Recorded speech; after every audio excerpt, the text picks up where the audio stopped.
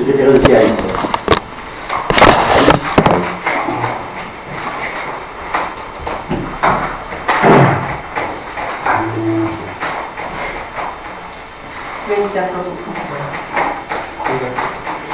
Donc vous avez reçu le compte rendu du 6 décembre 2016. Il y a des observations par rapport au compte rendu.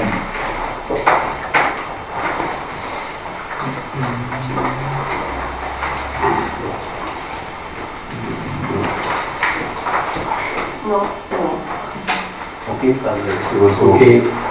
c'est bon, vote, le contre, il s'abstient. Ok, donc à l'unanimité. Changement de menuiserie. Donc il convient de délibérer concernant les menuiseries qui vont se changer à la salle des fêtes, à la salle des associations. Donc je rappelle que lors de la séance du 1er décembre 2014, il avait été décidé de changer les menuiseries des bâtiments communaux avec une demande d'aide financière à la fois auprès du préfet de l'Ariège, donc dans le cadre de la DETR, donc subvention 2015, et ensuite au niveau du DAL, c'est-à-dire au niveau du conseil départemental. Donc plusieurs devis ont été établis, et dont la meilleure offre est l'entreprise Echene à Savarat, donc pour un montant de 31 575 € hors taxe. Donc il est proposé, le plan de financement est suivant, donc 31 575 € hors taxe, la subvention DETR 2015 de 9 659 €, la subvention DAL 8 000 €, la récupération TVA en 2019 de 6 215 € et l'autofinancement de 14 016 €. Donc aujourd'hui, il y a lieu de valider cette offre. Donc, y a-t-il des questions? Y a-t-il c'est des choses que nous avions évoquées au niveau des conseils municipaux informels sur lesquels nous avons travaillé.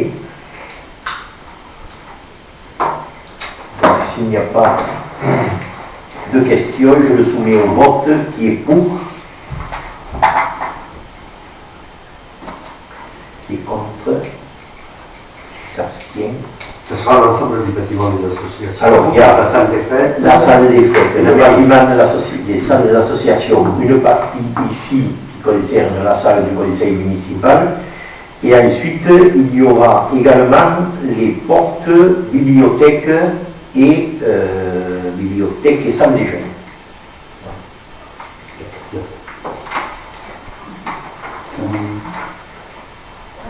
Et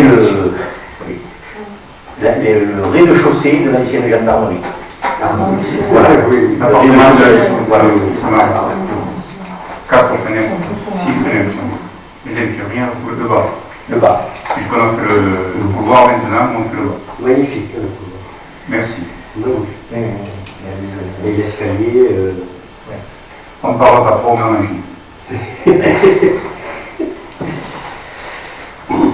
Voilà. Donc il convient également de délibérer sur l'aire de jeu. Vous savez qu'on avait entrepris comme des démarches concernant l'aire de jeu des enfants pour une remise à la fois aux normes et une amélioration. Donc on avait pareil demandé, mais là ne rentre en compte, on ne peut pas demander de dotation à l'État, c'est uniquement le DAL, donc le conseil départemental, et Jean-Luc avait fait la démarche auprès du député Alain Fauré, donc il nous a accordé une réserve parlementaire de 10 000 €. Donc également, suite aux appels à projets sur les jeux, je vous propose de retenir l'entreprise Manutan Collectivité, qui donc fournit et vient faire la pose. La dépose des jeux existants sera faite par nos employés. Donc je rappelle que c'est l'aire de jeu, les balançoires, et on ajoutera 2 petits jeux à ressort. Donc ces aires de jeu seront avec des sols amortissants conforme à la réglementation. Donc la société, l'entreprise de Manutan Collectivité a fait sa proposition à 21 500 € hors taxe.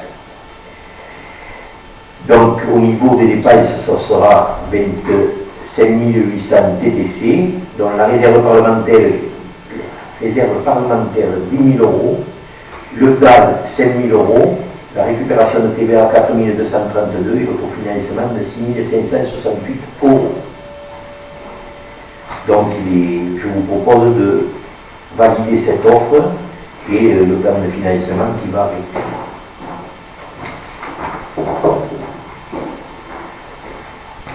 Y a-t-il? Bonjour Nathalie.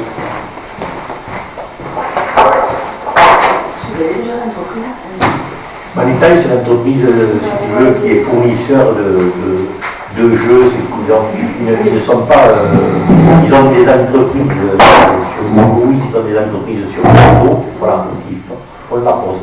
Mais après, c'est une collectivité qui est. Je ne sais pas la base, très honnêtement, je ne sais pas où. On a contacté, c'est des gens qui viennent, comme d'autres entreprises, sur des genres de jeux qui ne sont pas spécialement basés ici, mais qui ont des poseurs qui travaillent pour Manutan. Après, c'est une grosse, une grosse structure comme Caso, Cosa, ceux à qui on a fait appel. Aucun n'a d'entreprise dans le secteur.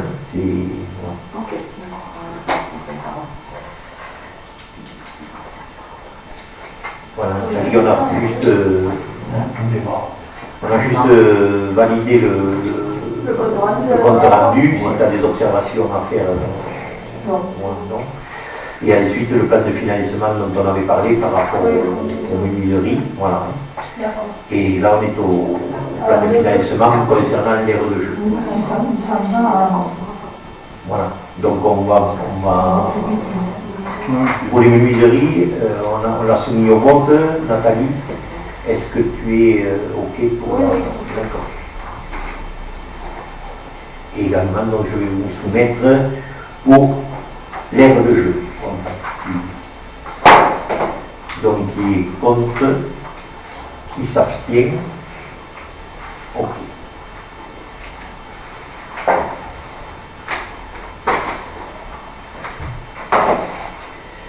Ensuite, le plan local d'urbanisme.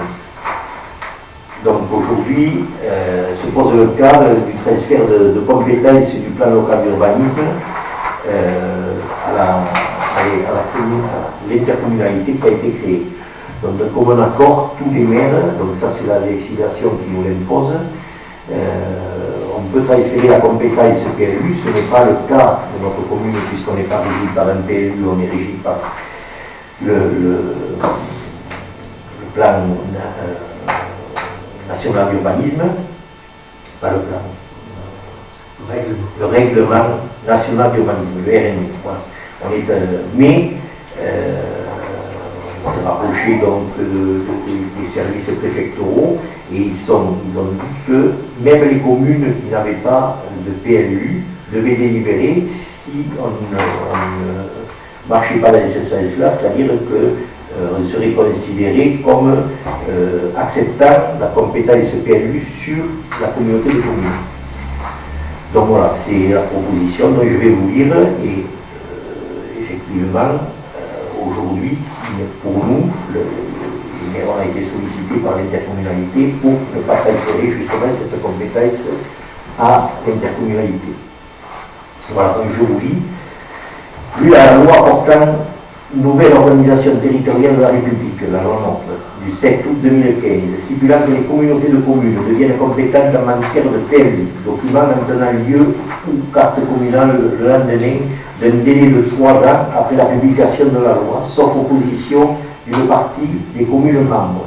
Vu les statuts de la communauté de communes Couserans-Pyrénées, vu l'article 136 de la loi pour l'accès au logement et à l'urbanisme rénové, loi LUP, numéro 2014-366 du 24 mars 2014, rendant obligatoire le transfert de la compétence élaboration d'un plan local d'urbanisme intercommunal aux communautés de communes et d'agglomération dans un délai de 3 ans après la publication de la loi, sauf opposition d'au moins un quart des communes membres, représentant au moins 20% de la population.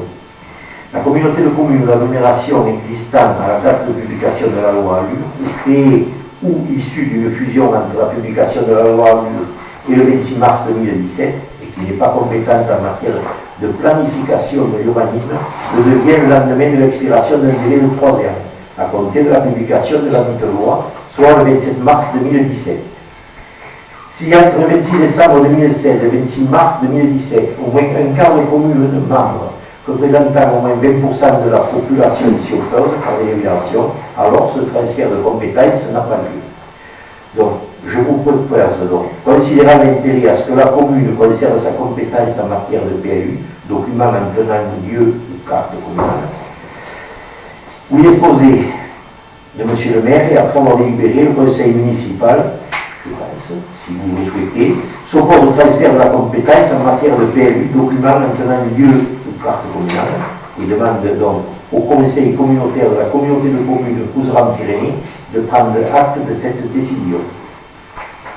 Voilà, donc aujourd'hui, la communauté de communes n'est pas en capacité de prendre la compétence, et d'autant que certains ont des PLU et d'autres fonctionnent comme moi le règlement national d'urbanisme.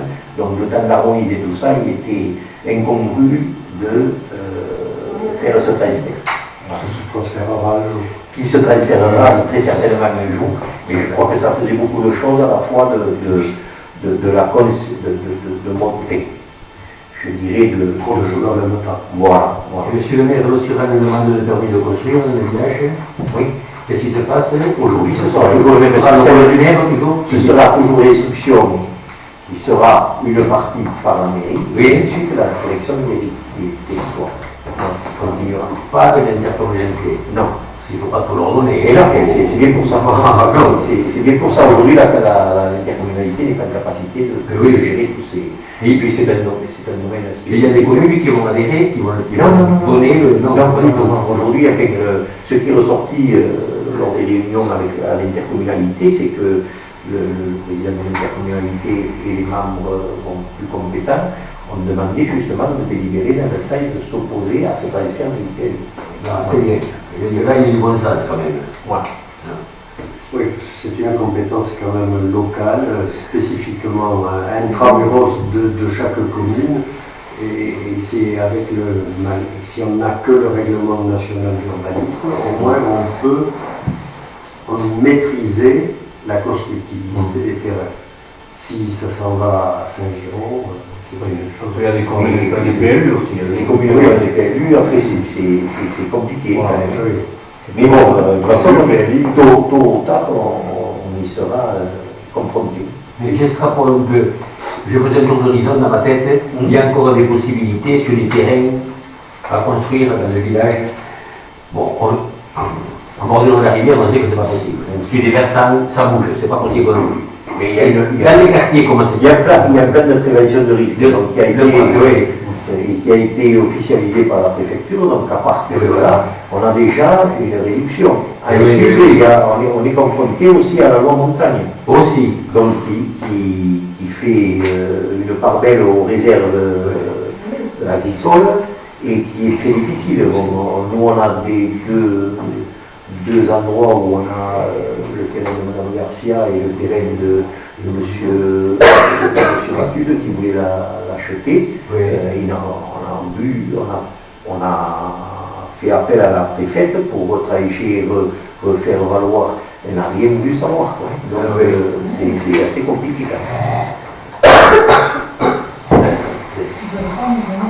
La démocratie est bafouée. Moi je pense que de démocratie, je pense qu'à force de des parapluies qui sont des parasols, on cherche quand même le développement du milieu rural et bon, même si nous on est demandeurs, on essaye de défendre le bout de gras, comme on dit, et c'est compliqué. Parce qu'il y a une réglementation et personne ne veut déroger à la règle. On peut l'interpréter, on peut trouver c'est compliqué. C'est compliqué. Oui, ça c'est compliqué, je le pense, oui. Parce qu'il y a des demandeurs quand même. Il y a des gens qui veulent le construire encore aujourd'hui. Plutôt que de payer un loyer de 5 ou 6 euros, les gens ils peuvent acheter, construire, aller à la banque, avoir des crédits importants, faciles, surtout avec les jeunes. Voilà. Les taux des crédits est encore intéressant. Comme le permis que j'ai donné à Couteau, c'est intéressant de voir une deuxième maison qui va s'édifier. Il faut être clair, c'est pas moi qui donne le permis. Moi aujourd'hui, je ne suis qu'un intermédiaire, je n'ai mis que l'âme.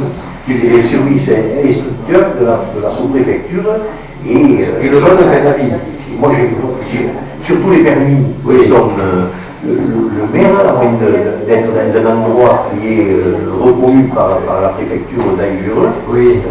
j'ai bien un avis favorable parce que je ne comprendrais mal de refuser à quelqu'un de venir s'installer. Mais après, c'est les services préfectoraux qui étudient. Oui. Voilà, donc c'est. Le VRTM intervient.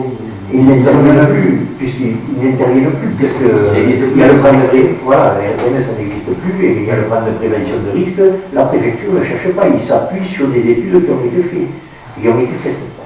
Oui. Après, il peut y avoir dans certains points une préconisation qui est faite, mais qui doit être scrupuleusement respectée, parce qu'il peut y avoir des pieux, il peut y avoir des études de sol qui sont, malgré que la communauté de communes à une époque de l'écriture, je pense, avait fait des études de sol qui permettaient de savoir un peu quel type de sol il y avait, on est quand même, on est constreint par certaines choses qu'on ne maîtrise pas, qu'une commune ne maîtrise pas. Je veux dire que si on est dans une zone rouge, entre guillemets, tu peux pas construire. Ça c'est de toute façon, là, ils sont dans même question. Voilà, tu ne veux pas à peine faire la demande. Et ils ne transformeront pas une zone rouge. Si elle a été déclarée rouge, c'est que C'est que mieux de la vie. Voilà. C'est juste pour mon information personnelle, et qui peut intéresser les autres. Avant, tu délivrais le permis au nom de l'État. Aujourd'hui, l'instruction se fait par l'État, malgré ton avis, et revient, mais tu signes quand même le document. Et c'est le maire qui signe l'arrêté. Et si tu n'es pas d'accord avec ce que dit l'État, ça peut partir. Ça, c'est pas possible. Ça c'est pas possible. Mais après, on peut partir au tribunal administratif, mais il faut être en capacité de défendre. Oui, bien sûr. Voilà. Mais c'est effectivement l'État qui instruit. Quand on reçoit le retour, bon, il y a la décision favorable avec telle contrainte. Et effectivement, c'est le maire qui signe. C'est là où je veux en venir, c'est quand même une forme de tutelle de l'État sur les collectivités. Et tout à fait. Et surtout que l'inverse, lorsqu'on veut défendre et qu'on est en capacité de défendre un projet qui nous semble quand même à la fois cohérent et qui tient la route ou lequel on ne va pas prendre de risques majeurs, parce que je crois que tout le monde est au même titre. Et on n'arrive pas à le défendre. Je vais prendre un cas, il y a la parcelle qui est à la sortie du village entre pas loin de chez la fille de M. Double, où était prévu à un moment donné le bâtiment Rénova. La partie haute est constructible, la partie basse est dans zone rouge. J'ai une personne qui voulait à tout prix construire, et je suis allé à la sous-préfecture, il me faisait valoir qu'on était en dehors de l'agglomération de Cédé-Babré. J'ai pris des photos avec le panneau bien montré que c'était à l'intérieur de l'agglomération, que c'était une parcelle qui était comprise entre deux constructions et qui ne gênait à rien, et que la partie basse n'allait pas être utilisée, ou si elle était utilisée, c'est comme elle est actuelle, avec des animaux qui pouvaient paître, qui pouvaient. J'ai eu un veto et loi montagne, parce que la partie basse n'était pas construite, il faut le conserver pour l'agriculteur. Et j'avais marqué que la personne était en capacité d'y mettre des animaux, donc de l'entretenir. Donc voilà, et on a eu un refus, et pourtant la personne qui voulait elle a attendu, parce que le délai d'instruction a mis un certain temps, rappelé la préfecture, et quand on a reçu, et en plus c'est tombé au mois de Noël, il me semble, c'était pas beaucoup, pas beaucoup de Noël, quoi. Voilà. Une autre question, oui. Depuis que le monastère est classé, il y a un grand rayon de protection. Oui. Est-ce que les gens qui se trouvent dans ce périmètre, ne serait-ce que changer, refaire une façade, l'embellir ou changer la couleur des ils volets, sont obligés de passer par quoi et par le... Il y a une déclaration de France. Il y a une déclaration de travaux qui doit se faire en mai. Oui. Au vu de la déclaration de travaux, nous, on envoie, dans la mesure où c'est dans le périmètre, au bâtiment, à l'architecte des bâtiments de France. D'accord. Qui donne son avis. Voilà.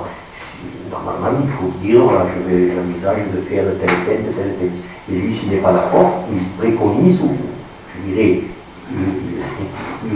il donne l'ordre de faire tel et tel. C'est comme nous, oui.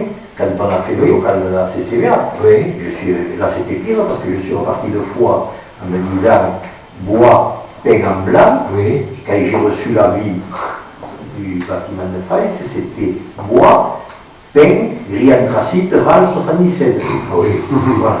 Donc j'ai interpellé J'aurais dû les enregistrer. le bâtiment de Faïs et il m'a dit oui, effectivement.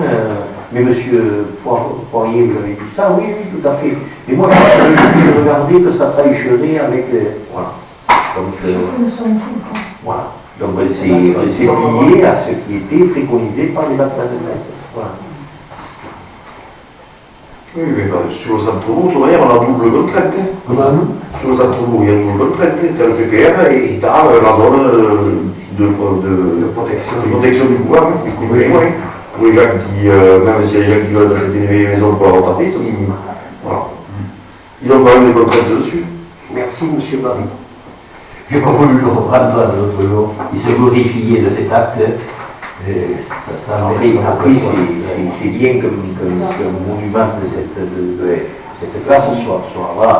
Mais après, ça entraîne des contraintes, voilà. Mais après, bon, voilà. On veut l'acheter, ça me casse. Voilà. Bon, merci. Donc je vous demande donc savoir des choses. Le vote qui est pour donc s'opposer au transfert de compétences. Donc à l'unanimité.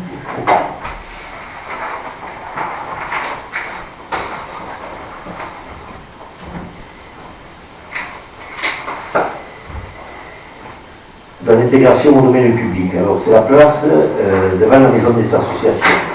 Alors c'est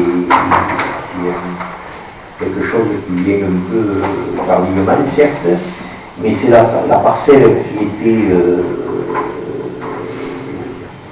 du Pachéro, qui était en fait qu'une seule parcelle. Donc sur laquelle c'était une parcelle en fait privée, donc qui appartenait au domaine privé de la commune.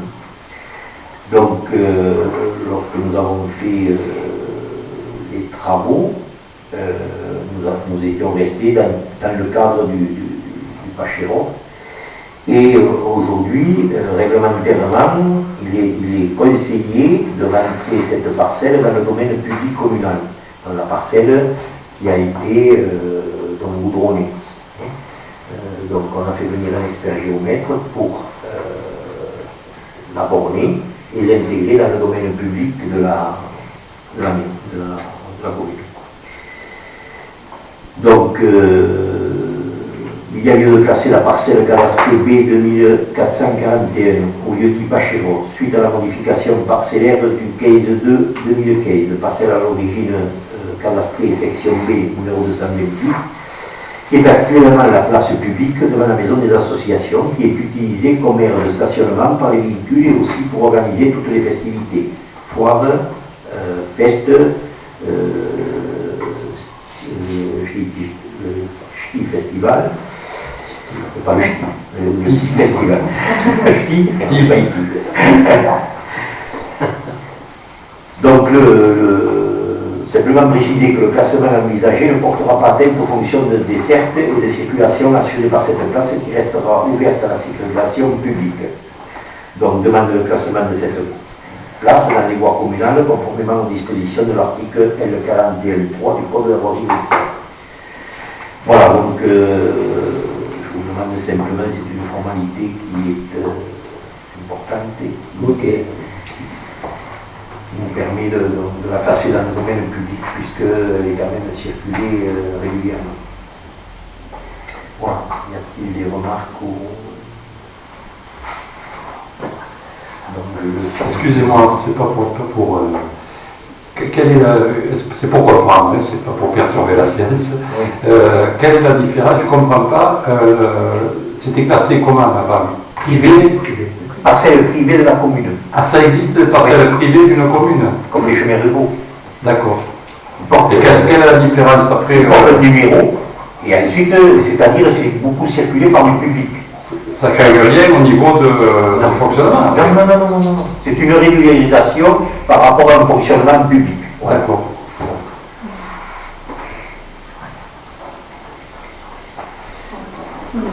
Donc, il y a des abstractions, des protocoles.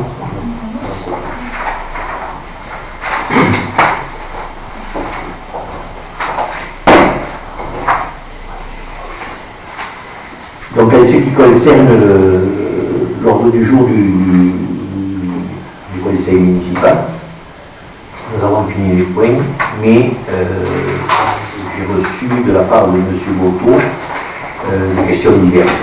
Alors, je voudrais rappeler simplement, dans le mail, il est marqué, conformément à la loi, je me permets de soumettre quelques questions diverses pour le prochain conseil municipal. Je pense que contrairement à ce qui est dit sur ce mail, la loi, je n'ai pas trouvé de loi qui soumette des questions diverses, si ce n'est des questions diverses émanant d'un conseiller municipal. Mais ce sera peut-être la première et la dernière fois que j'accéderai à cette requête. En effet, ce genre de requête ou d'interrogation, les citoyens ont pour habitude de prendre rendez-vous et c'est avec plaisir que je les reçois. Donc je vais répondre quand même à ces questions. Alors la première, je vous ai communiqué, c'est que le conseil municipal ne se réunit pas plus régulièrement qu'une fois par trimestre. Alors, bon, le code des collectivités territoriales attribue donc se réunir au moins une fois par trimestre. Il se trouve que cette période de bouleversement et de compétences territoriales avec les fusions des communautés, c'est vrai que nous sommes peut-être un peu moins réunis, mais encore faut-il y avoir les besoins de se réunir. Je pense que nous faisons des réunions informelles du conseil où nous tenons au courant chacun des problèmes qui existent sur la commune et nous nous réunissons au conseil municipal lorsque ceci nous l'impose. Les comptes rendus ne sont pas affichés sous vitelle. Alors, pareil, les comptes rendus sont affichés lorsqu'ils sont validés la séance suivante. Effectivement, un compte rendu sommaire, comme le stipule le code des collectivités territoriales, prévoit qu'un compte rendu sommaire doit être affiché sous vitelle. Effectivement, il peut arriver que quelquefois nous dépassons cette vitelle, mais je reveillerai encore, mais en principe, Laurence, puisque c'est elle qui affiche, en principe, fait correctement son travail. La municipalité a-t-elle refusé la zone de revitalisation rurale, pénalisant ainsi les entrepreneurs?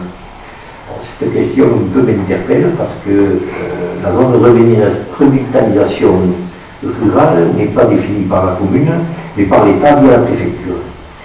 Et l'arrêté de cette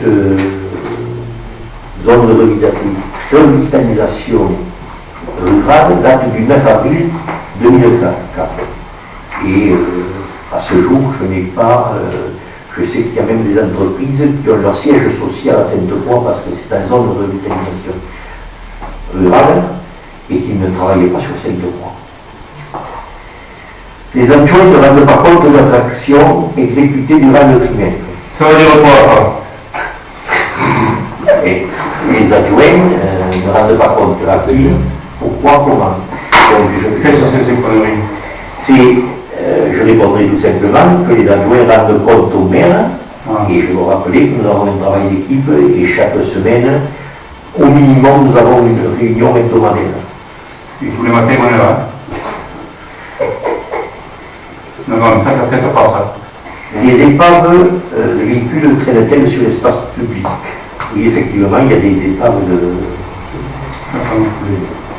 Et effectivement, elles font l'objet d'une mesure d'enlèvement, mais là aussi il existe des règles auxquelles on ne peut déroger. Si je peux me permettre, le compte rendu du travail des adjoints, il est publié aussi dans le bulletin municipal pour les grands thèmes qui sont abordés dans le bulletin municipal. L'horloge de l'église ne fonctionne pas.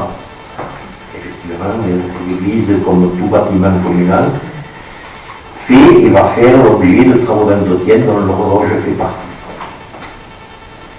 On ne distribue pas de sacs aux propriétaires de chiens pour qu'ils ramassent les éjections de leur animal.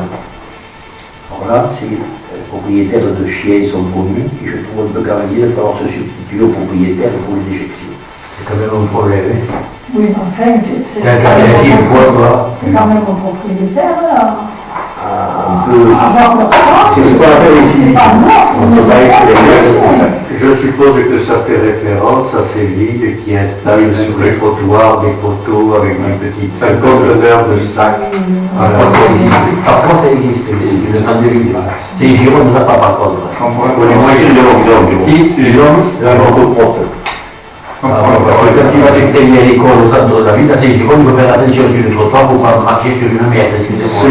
Ce qui m'interpelle également à propos des chiens, c'est le retour des chiens sur le lac, avec les beaux jours, là, le mercredi quand je vais au marché, excusez-moi. Et souvent sur le terrain de rugby où... C'est quand même un propriétaire à prendre leur chien. Mais c'est à nous à faire la police aussi. Eh bien oui. Il faut que tu vois tout le monde. Non, c'est pas si tu veux faire la police. Nous avons un garçon. Oui. Oui, les gens quand même elles sont raisonnables quand même. On parle de chien, mais on va apporter du voisin. Non, mais il y a le gendarme aussi qui passe et qui verbalise. Et moi j'ai des locataires qui ont payé des PV. Parce que les chiens, leurs chiens, se pour les divaguer au lac. Sur le lac, je me rappelle, il y a un arrêté, Dans les gendarmes qui verbalisent. Et c'est oui, il y a la gendarmerie, mais oui, il y a les pouvoirs de police du maire. Oui. Mais seulement les employés, ils sont occupés à d'autres tâches. Si on ne va pas pouvoir après, c'est... On va pas discuter de venir pour ça, c'est une question de civisme et un sujet de civisme. Chaque fois que quelqu'un voit un chien, il suffit de le dire. Je suis policier municipal, ça ne mange pas de pain. Voilà, je vous demande de surveiller votre chien et voilà, c'est pas plus compliqué que ça. Et c'est que le nettoyage, le souffleur ne passe pas aux HLM, nettoyer le parking. Moi, je vais répondre pour ça, aussi, parce que le nettoyage du parking est pris en compte comme les abords du village. Effectivement, comme partout, il y a un peu plus de salissure quelquefois, et je pense qu'on est quand même assez vigilant par rapport à ça. Et je pense qu'il faut un peu plus que le souffleur, Tout à fait. avec les procureurs. De toute façon, nous y travaillons. Le passage entre les HLM il était fermé sans explication. Alors ça, ce passage, il était ouvert avec des explications. Non. Et je rappelle qu'il y a eu une plainte quand même déposée aux gendarmes à laquelle j'ai pu répondre. Cette haie communale sur une parcelle appartenant au domaine privé de la commune. Et à ce titre, il y a eu quelques propos un peu diffamatoires qui ont été écrits à l'encontre des employés communaux, qui sont sous ma responsabilité. Et je cite en 2017, les abrutis sont de retour. Et je m'arrêterai là. Le bulletin municipal fait 4 pages. Je fais 4 pages. On ne fait pas de bulletin municipal pour voter ou se faire annoncer. On rend compte de la réalité des choses. S'il y a besoin de 4 pages, on écrira 4 pages. Si on a besoin de 6, on en mettra 6. Le secrétariat de mairie est-il fermé le jour du marché? Le secrétariat est fermé effectivement le mercredi. Mais il est ouvert le lundi, le mardi, le vendredi et le samedi matin. L'accueil et la réactivité de notre secrétariat est un modèle en matière de service public. Et je m'arrêterai là. Voilà. Sur ce, la séance du conseil municipal est terminée et levée. Merci.